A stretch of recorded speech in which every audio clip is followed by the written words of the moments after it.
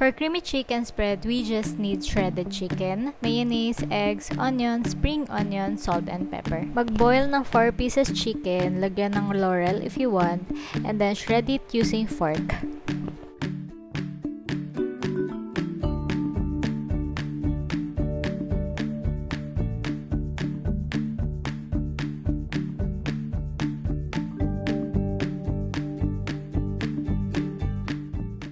Ilagay ang lahat ng ingredients sa mixing bowl.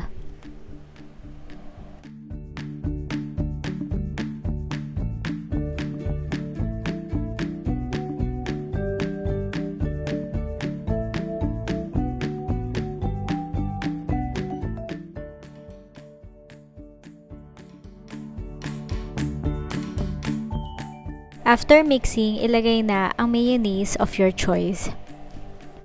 Depende ang amount sa creaminess na gusto mo for your chicken spread.